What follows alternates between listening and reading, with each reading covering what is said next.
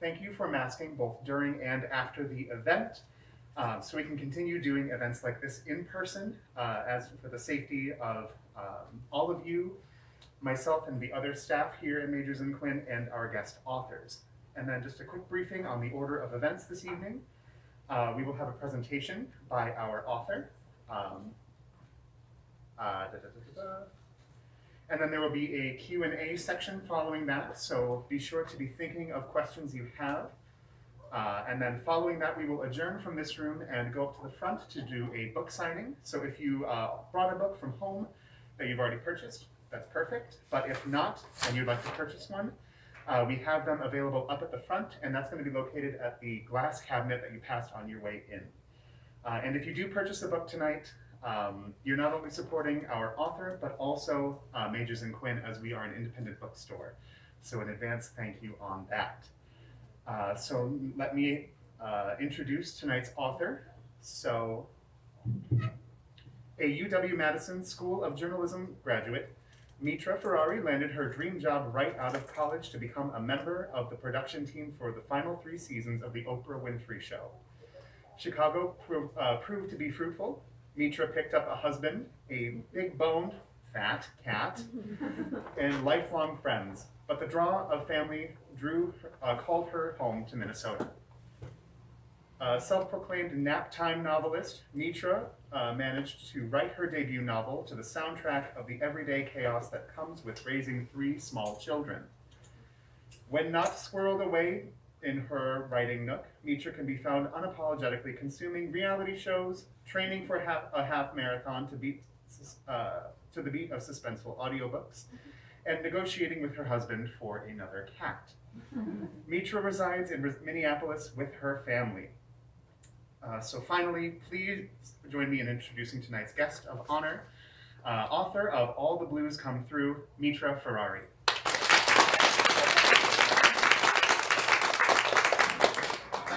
So many unfamiliar faces. There's like 2. Everybody else, I'm like, oh, I'm so delighted you guys took the time out of your busy schedules to actually get in the car, find parking, find babysitters, find food. I'm just so grateful for you guys to be here. So thank you. I'm going to start out with that.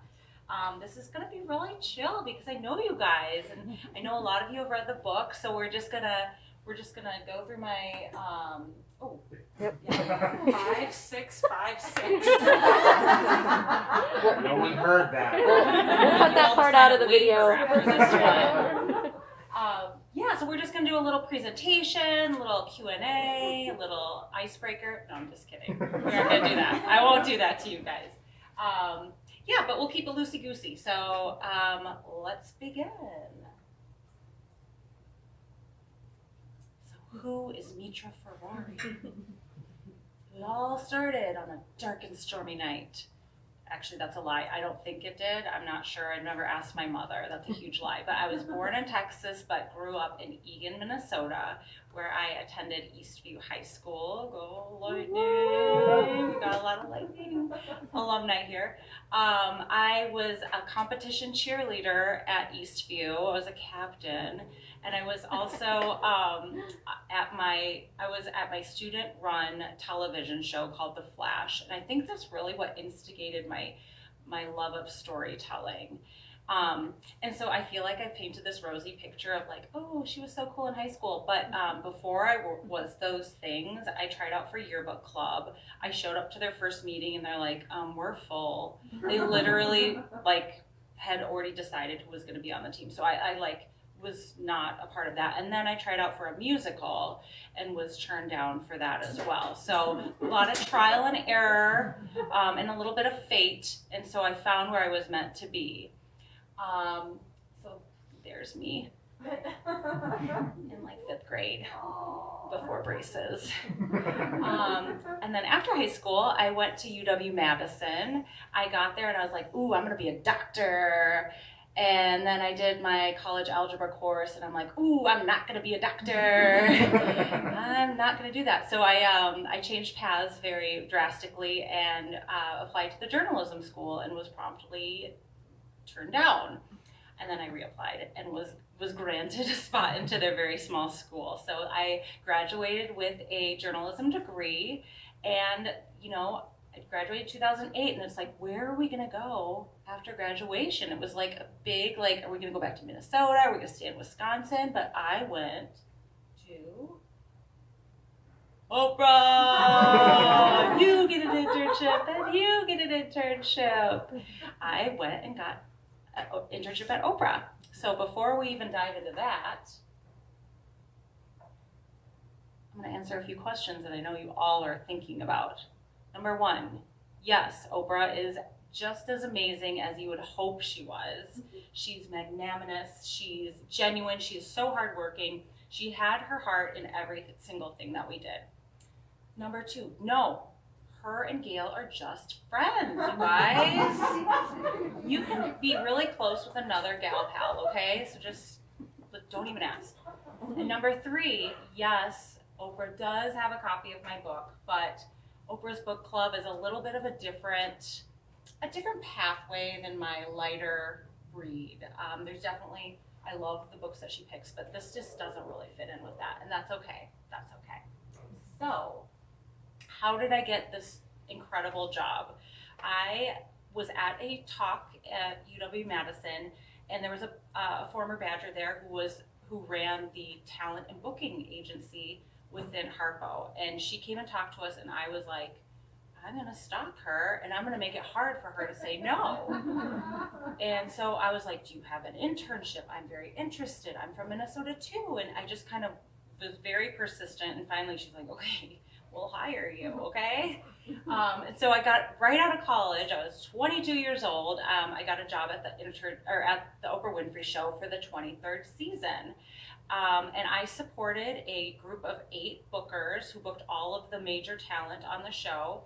And my duties would range from opening up all of their mail to brainstorming topics for a season opener to parallel parking their cars in the winter. So it was a lot of what you would kind of think the traditional internship was, but like also the other things, like going into a meeting with Oprah when you're 22 is just like, who am I? Like, what am I doing? And then they're like, okay, we're ready for lunch. And you're like, okay, go back. So it was a really great balance. I worked really hard. It was really fun. And so then on the 24th season and the 5th season, I was hired on as a research coordinator, and I was assigned a different show every 2 weeks, and I was responsible for every part of that show's topic. So if Oprah was like, what year did Top Gun come out? I'd be like, 1987. Or what are the drunk driving limits in Massachusetts? I'd be like, .08. It's like everything I had to know everything and be, prompt with it. And it was really fun because there was such a diversity as far as what I was doing every other week. So I actually went back and I looked at what sort of, what a month looked like for me. And so 1 week would be America's First Face Transplant. The next would be a Whitney Houston interview. The next was Shattering the Secrecy of Incest. And then we would go to the cast of Glee. And then we would go 15 years after the OJ verdict. So it really kept you, there was like definitely glamour to it, but there was also, some hard-hitting, good research that went into that. So that was super fun. So 25th season, she ended her show, and we're all kind of like, what do we do now? And she launched her own network, and so I was asked to book the musical guests for the Rosie O'Donnell show, which was short-lived, but I booked people like Boyz II Men, which was really fun, and Styx, and Gloria Estefan. But after that, I kind of realized I was working for a boss like Oprah that I really believed in, and I was working my butt off really hard. And so I was like, I gotta find that. It was not with Rosie. So then I went into PR and event management and nonprofit work, and the whole time I'm kind of like, oh my gosh, did I peak early? Did I find the job of my lifetime when I was like 24 years old? So, oh no, my pictures aren't showing up. Oh, okay. Technical difficulties. any of the others. Oh Oh no, no. none of them are. Let's see. I was hot spotting it. Let me get my phone real quick. I think this is like what J.K. Rowling goes through when she does her events. She's just like in the trenches, making sure her hotspot works. All right. This is your intermission. Please do not meander about the stage. All right. iPhone. Connect. This is so suspenseful. Is it? Where did Wait it to go? see his pictures. Post. My pictures are really good. Like that's why I'm fighting for this. Whoop, they're there. They're Oh, there. perfect. Woo! You guys, I moonlight as IT as well. Okay, we'll just put this right here. Yes, yeah. Where was I? I was right. Let's see here. Okay. Yeah. So that's kind of what instigated like me to try to discover what I was meant to do. And it kind of started here. So I mentioned like after Oprah, I was kind of lost, and I feel like a lot of people who worked at Harpo were kind of lost. Like we started at the top; it was super glamorous. You were working with the best of the industry. Where do we go from here? So I was kind of just trying to figure out what I was good at. Meanwhile, I'm a huge lifelong reader. I love to read. This is actually a picture of me and Mary, who's actually right there. I would call her, and I bet you we were in high school at this point. I'm so embarrassed. I would call her on our landline and be like, do you want to come over and read? And she'd say, yeah. And so we just find a nice quiet spot and read. So lifelong reader. My parents went through a pretty tumultuous divorce, and reading is kind of what saved me. I went into those books that let me escape my reality and go into these different worlds. And so it was really, during my adolescence, reading was a pivotal thing for my mental health, really. So with all of these things, I was like, well, maybe I should try writing. Everybody at this time was blogging. It was like a thing. So I was like, I'll try it. Me and my then boyfriend had adopted a cat from Chicago. We named him Lester. We say we adopted him, but my husband's like, he adopted us, which is so adorable. And so I was like, we had made this personality for him. I was like, let me just make this blog about a day in the life of a house cat. And so I'm going to read you a little bit about the first kind of foray into writing. So this one's called April Showers Bring May Meowers. Meow meow. Sorry it's been so long. It's been a busy past few weeks. Between Catchella in LA and my crony Craig's Catchlorette party in Vegas, I'm still making up for lost nap hours. I was perusing my favorite blogs this morning and came across this interesting read in New York Magazine. And he links to an article about how cats are as expressive as dogs. Now I'm a little perplexed by this, by A, the inherent need for this article, and B, why our actions and communications can be misconstrued. Us felines are pretty straightforward. We stare at you for 3 seconds with ears erect, tail wiggling in a counterclockwise rotation, means you can scratch us. We stare at you for 2.85 seconds with ears erect and our tail wiggling in a counterclockwise rotation. You need to look away, sir. Humans are really the ones that are hard to interpret and really fill their days with nonsensical actions.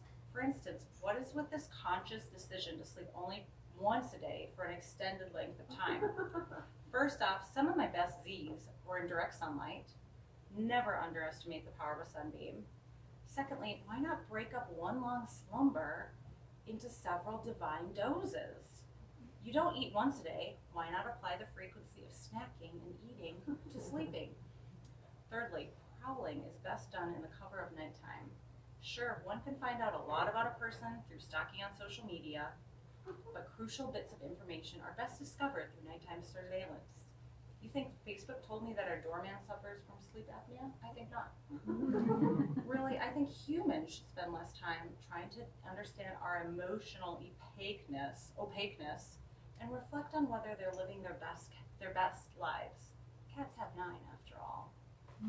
So I posted these, and I first of all, the writing just flew out of me. I was like, I wasn't even conscious. It just like flew out of me, and so I was like, okay, that was really fun. And then like kind of the feedback I got was really, people enjoyed it, and so then there was that separate high, and I was like, okay, I feel like this is kind of right, but like again, who just like stops everything and writes a novel?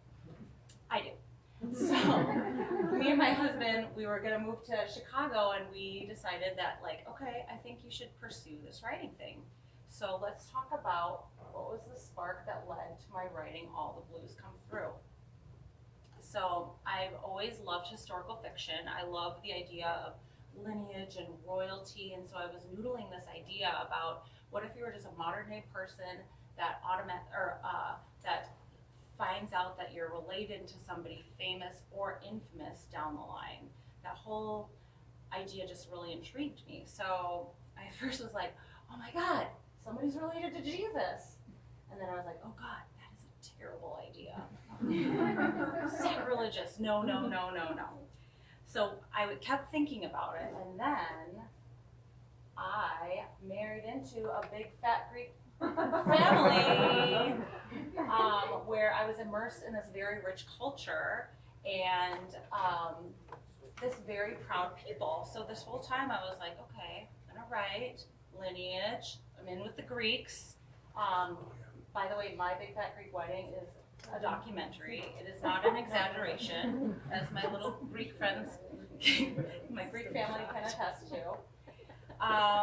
And then also simultaneously happening, these were the books and the movies that were super in during this time that I was thinking about it. It's like these angsty, post-dystopian, whimsical, coming-of-age novels that was giving us this escape, very YA as we were going through adolescence and young adults.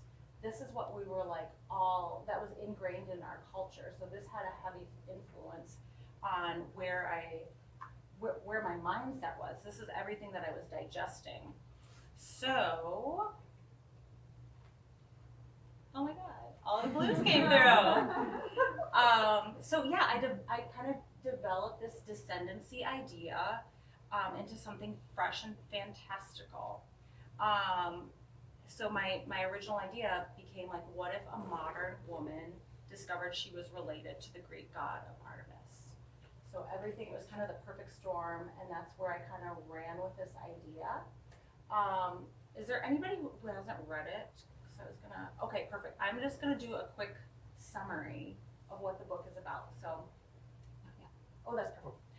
Ryan Bell is your typical millennial, surviving on a diet of wine and Netflix, woefully single enough to qualify for Cat Lady membership, and renting from a 70-something Tinder swiping landlord turned bestie.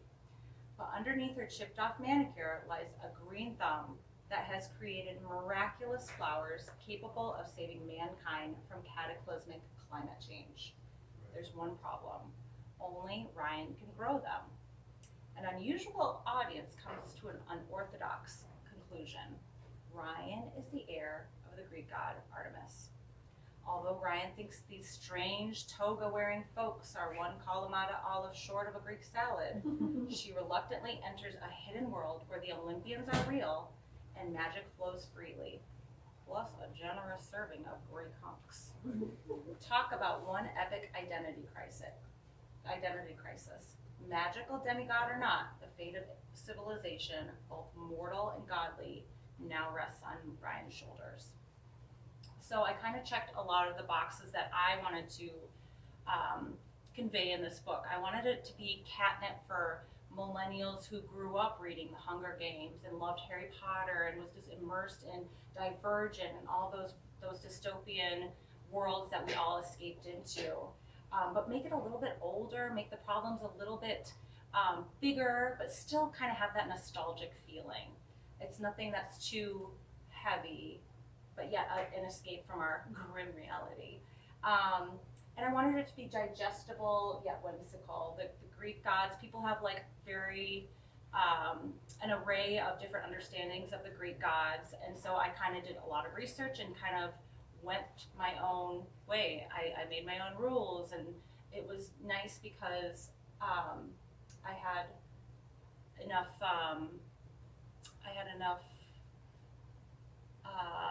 creative license to just kind of do what I wanted after kind of getting the foundations of the Greek gods. And then I also made it a little bit relevant. We talk about climate change and what humans have done within this book, and the effects of what has been going on. We're seeing like the real life effects and how humans are kind of they're kind of at a standstill as far as where civilization can go. And then I wanted a kick-ass science female lead who is quirky and authentic and somebody that could literally be your best friend. I wanted that person to come to life, and that's where we got all the blues come through. So let's go into a little bit of the writing process, because I know you guys are just dying to know. Oh, you can go back one. There you go. So I've seen these authors. I've done like a lot of research on how other authors do it, because I think we all do it differently. And I've seen people do Excel spreadsheets and like notes, and like it ends up looking like a criminal investigation of like who did it, and like a wall is whole. Like, I don't do that.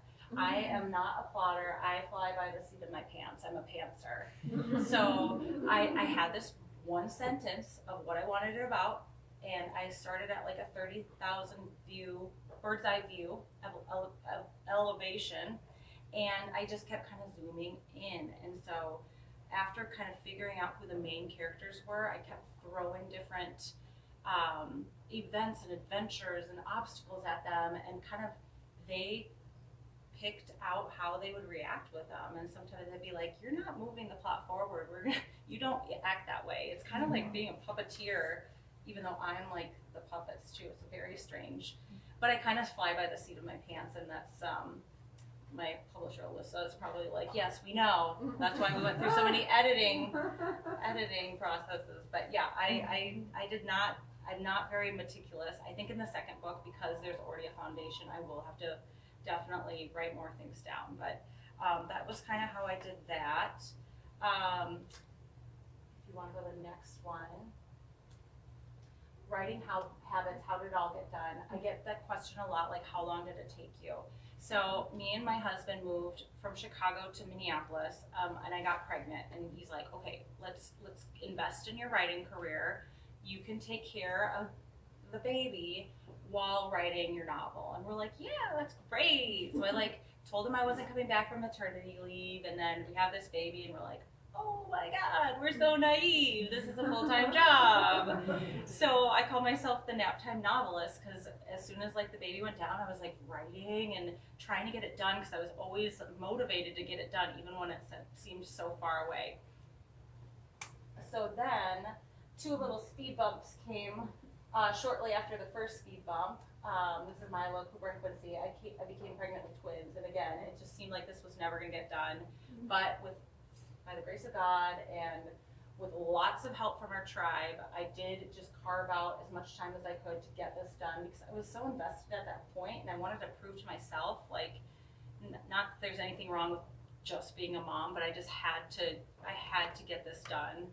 I believed in this story so much. I believed in Ryan. And so I was, despite 3 children, I was going to get it done. So despite the speed bumps, I overcame them.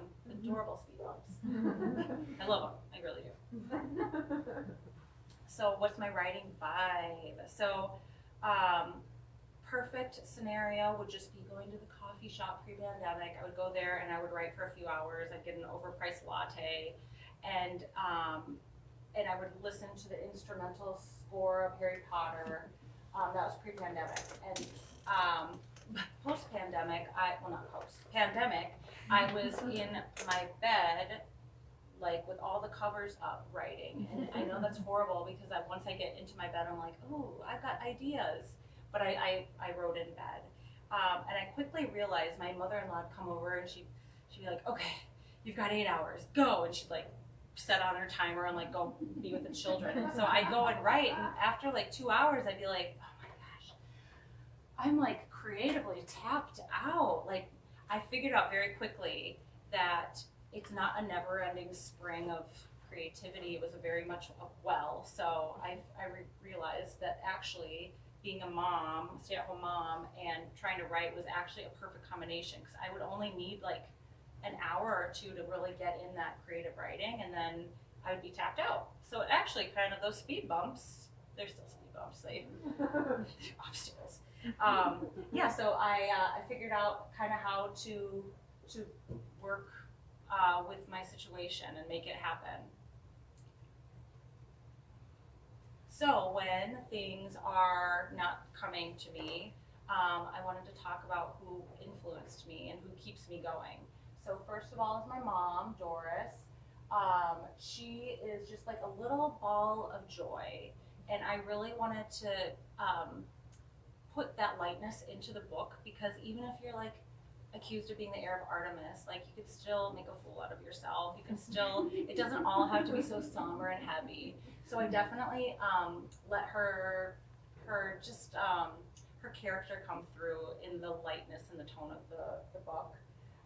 My Granny Esther, she lived a life with the mantra of dare to be different. And I think for somebody her age and growing up, you know, in the early 30s and 40s, I think that was kind of a radical mantra to live by. And she really did. Her house was a museum of oddities.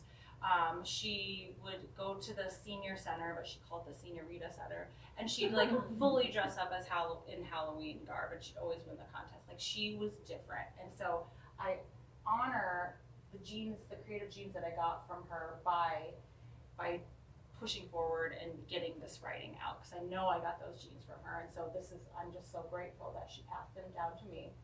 And then there's my husband, Michael. He is also a huge influence on me getting this done. He showed up at my book signing unannounced. He thought he was being cute. I was like, this is mommy's work. This is my work. Leave, sir. But he is a non-reader. I married, as somebody who reads, I married a non-reader. He's like, I've read like 4 books since college. And I'm like, oh my God, I read 4 books like last week. But he diligently read every single draft. He'd be on like the elliptical in the middle, or like past bedtime, reading and editing. And for a non-reader and somebody who's very scientifically, numerically aligned, he was like, okay, this is a good investment. Like, I think you actually have talent. So the days that I was too tired to like do anything, I'm like, I'd just rather take a nap. Like, I think that would serve me better. He's like, no, I think you need to write. He really got me over the finish line. And I don't think I would have finished if it wasn't with that support and that like utter like belief that I have talent. I mean, I don't know if he's right or wrong, but like I believed it and made me believe it. So all 3 have been such a big influence on my writing and who I am as a person. So authors I fangirl over. I'm just gonna point to, and you guys can tell me if you know who they are. J.K. Rowling. I know, so obvious. I don't believe in her current politics lately, but I have always admired her journey of where she came from and what she has made. I think we're all kind of believe this this storyline that you have to like be famous and successful like right out of college in your 20s, because that's like the best time to be human, and then everything's downhill. I feel like she proved that wrong. You know, she was down on her life and she used her imagination to create this empire. So I'm always going to be just so astounded with her talent and influenced by her, and in debt to the world building that she created. Does anybody know who that is? No? This is Erin Morgenstern. She is the author of The Night Circus. If you've not read that one, fantastic. I have reread that one so many times. I feel like I have literally like been to The Night Circus. Her world building is bar none. She is such a fantastic writer, and if I had like a tenth of her talent, like I'll be happy. So super big influence. Anybody know who this is? This little bitty? Nope. Okay, that's Maeve Binchy. You should know who Maeve Binchy I is. said it under my breath. Oh, so she is an Irish author. She writes about small town life in Ireland. Did you know who she was? Oh yeah, she does like these lifelong. She follows characters all through their lives in these small little Irish towns, and the way that you feel like you are part of this little tiny slice of Irish, like a little tiny Irish picture, is an unbelievable part of it. So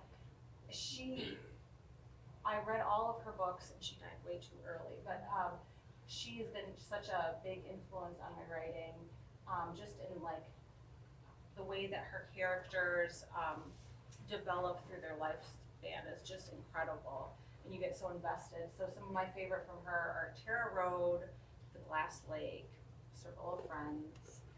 Does anyone know who these ladies are?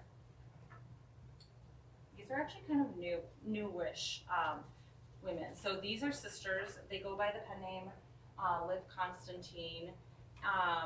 They do suspenseful, twisty, psychological books that are so addicting. I love them. And what I love about them and try to keep in mind when I'm writing is you never know somebody's intention until the very end. And that's also kind of a spoiler alert. If you've read the first book, who you thought was bad in the first book might have different intentions. You can never tell who's going to be good or bad. So they have great books. And then lastly, I'm sure, maybe you don't recognize her, but you guys have to know Kristen Hanna. Yeah, The Four Winds. She writes these historical fiction books from like the Dust Bowl in World War II.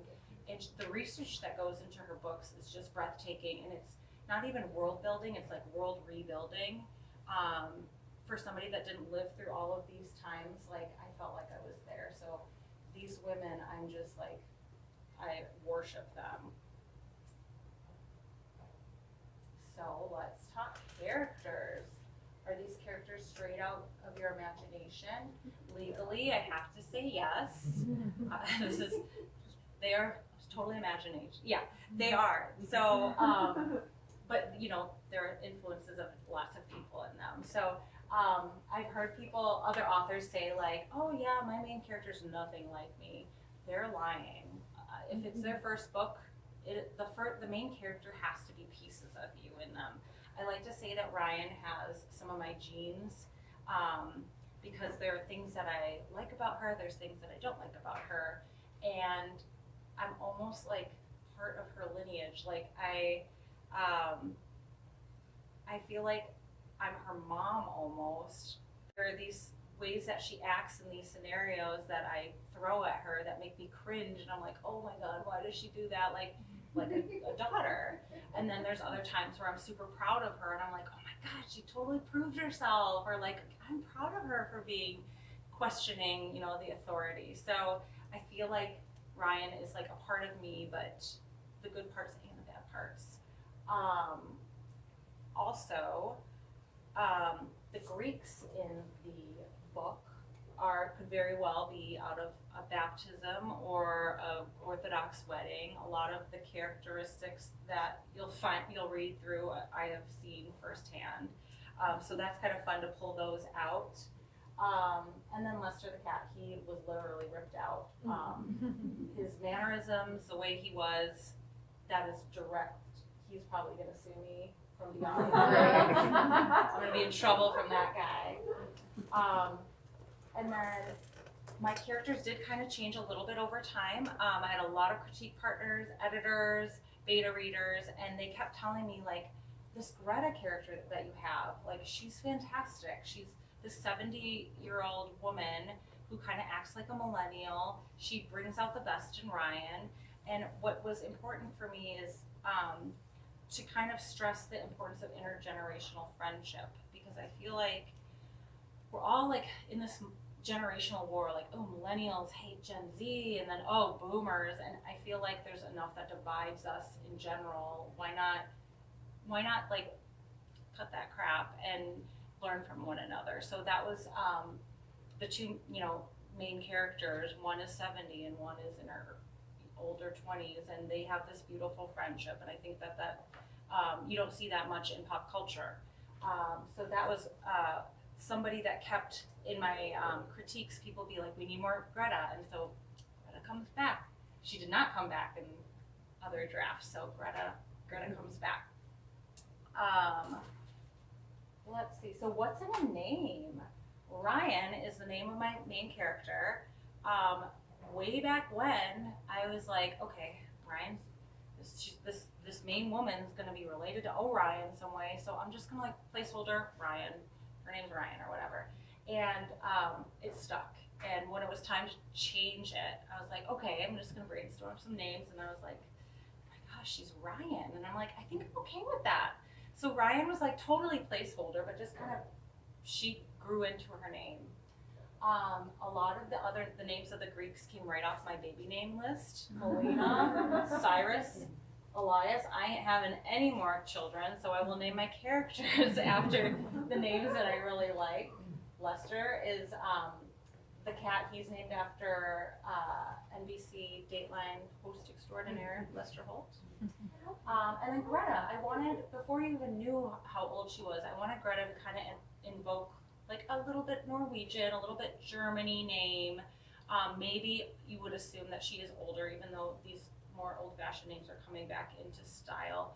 I named her Greta because I felt like it could pass for somebody who's very in style, like a younger Greta, or somebody who's older, and she's kind of the best of both worlds. So are there any Easter eggs or inside jokes in the book? There are actually a lot, and if you reread it a second time, you'll kind of actually see where book 2 is going to come. But first of all, my mom makes a cameo in there. Her name is Doris, and so is my cousin's name, Doris, and they go by Doe. So I made kind of a man-eating plant called the Doty Doe. Put her in there. So there's a funny story about this character, Agalia. She is one of the vivacious Greek women within the book, and while I was writing her, she was kind of a little bit of a character in My Big Fat Greek Wedding, Aunt Vula. And then she kind of transformed into this other character. She was a mom in this show called Great News. And she just had these motherly motherly mannerisms that kind of made you cringe or whatever. And then I did a little research. The actress was the same actress in both of them. Oh. So I just had this, Andrea Martin is the actress that has, so that becomes a movie. Andrea Martin totally heavily influenced one of the characters just with her acting abilities with several different roles.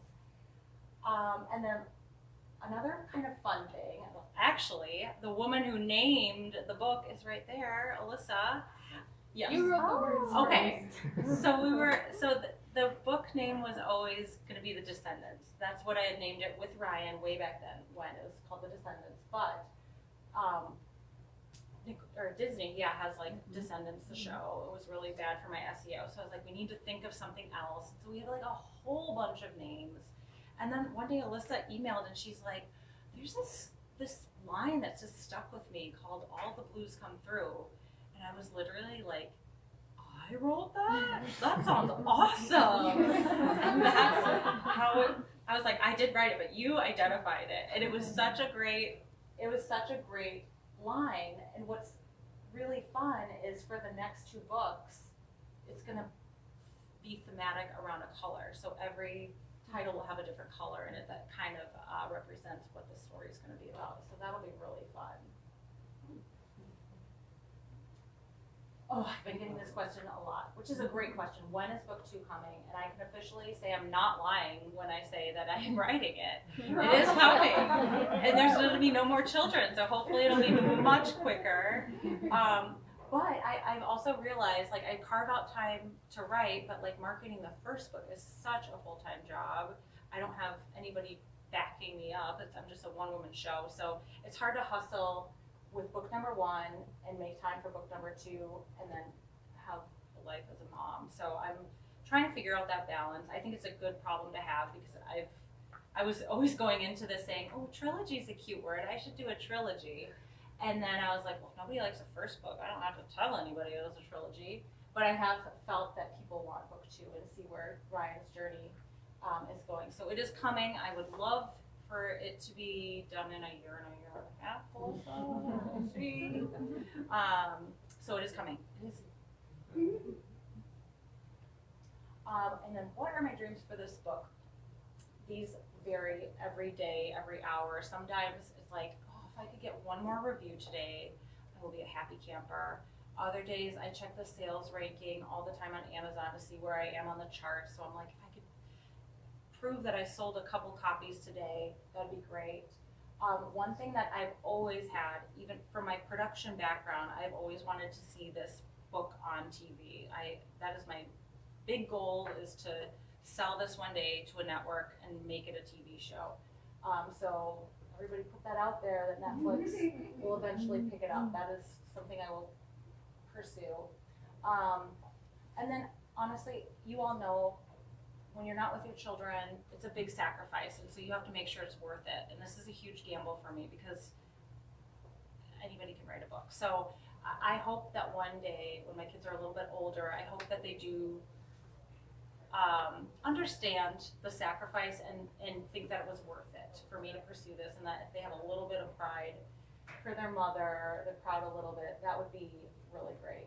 But in the end, what I set out to do with this book, and this is coming full circle, is if I can help somebody leave their grim reality for a little bit and dive into this world of this book and give them a little relief, like books did when I was younger, like that, I've done my job.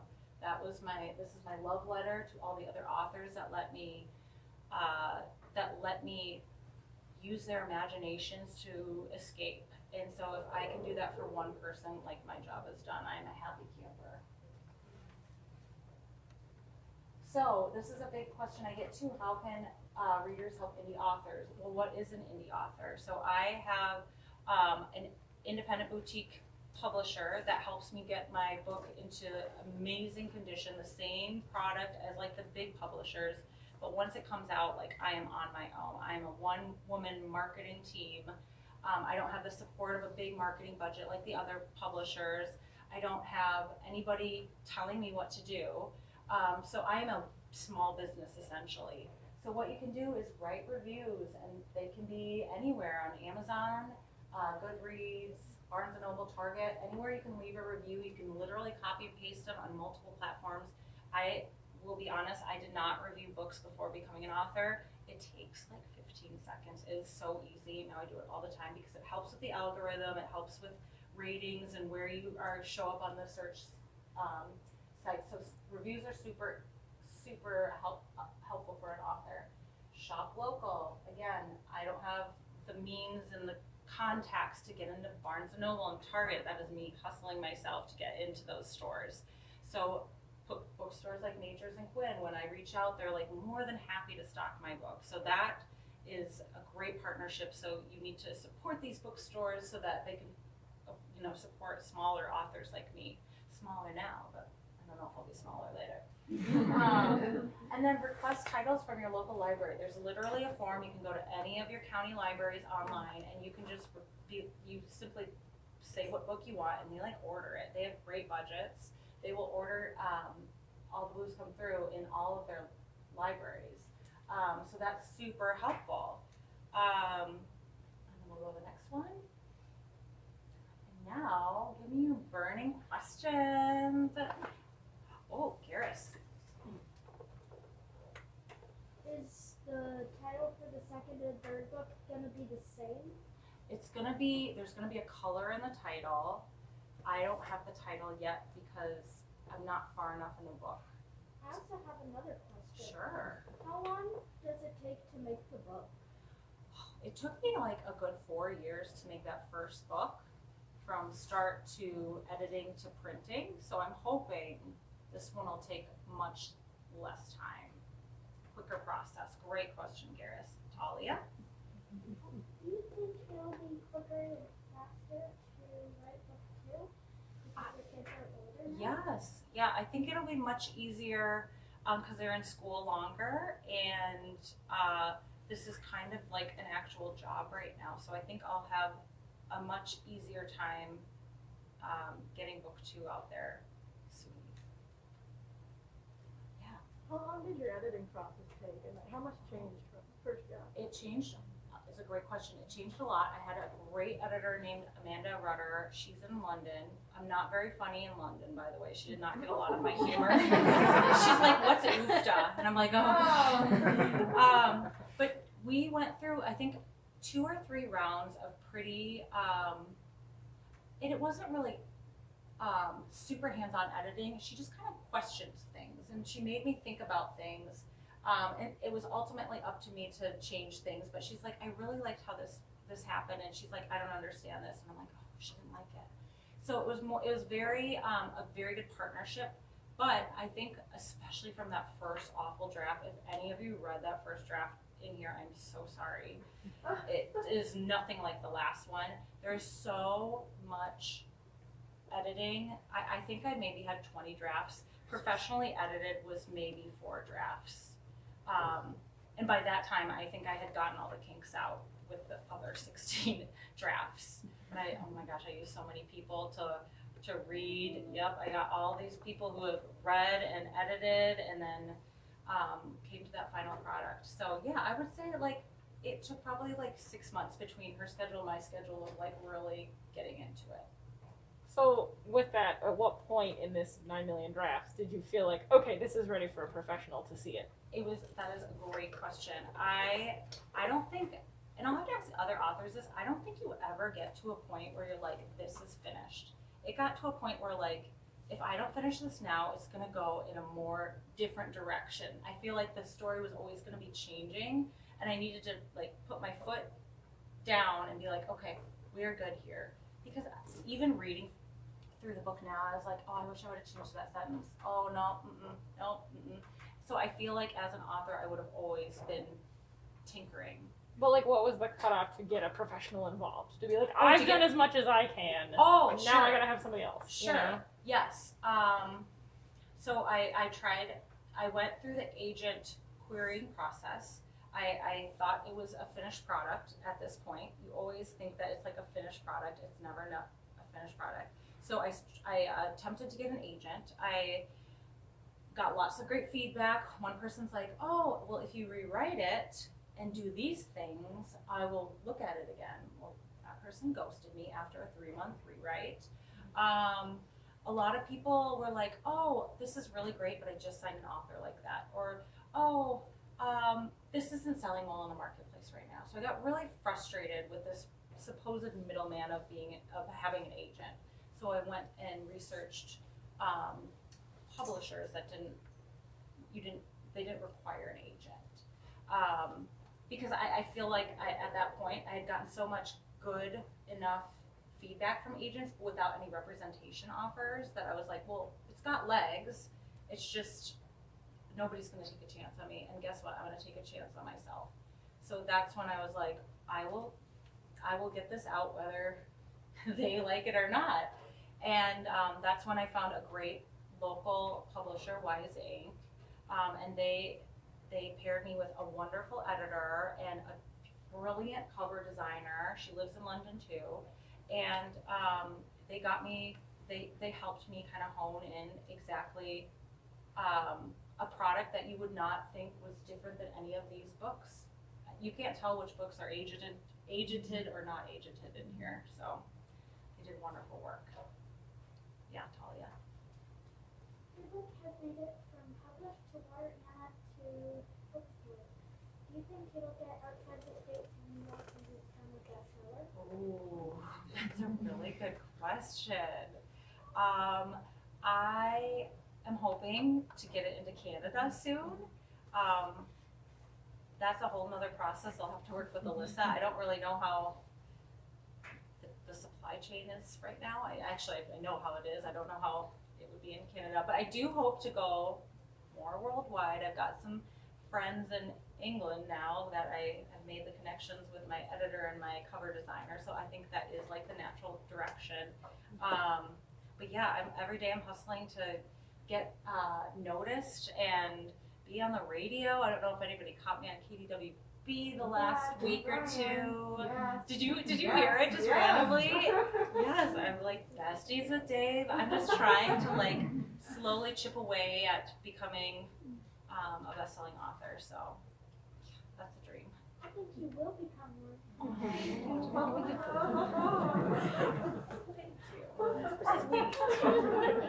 you. Be in all your books. I know. She's my hype person. I pay her. All right, last slide. I think actually, so group activity. I think you guys are all probably follow me on Instagram already because I know most of you. If you don't, you could open your phones and follow Nice to Meet Ya. That also helps with my visibility on Instagram, a whole nother thing. You guys, I downloaded TikTok the other day. I'm sorry, that is coming. It is coming. It is inevitable. But yeah, follow me on social media. That would be great. If you share anything so that your fans or your friends can see, that helps out as well. And that's it for me. If you guys want me to sign books or if you have any other questions you want to ask, not in a public forum, please come see me. I'll be right here. Thank you so much for your time.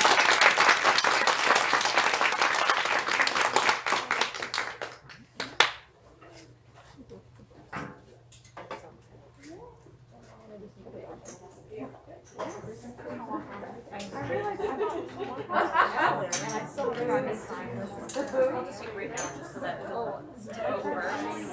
Oh, her. Okay. Yeah. I was like, I know that You know, that was some quick work. She gave us the first draft. Yeah. She said this to me. She was like, oh, who do you know who would like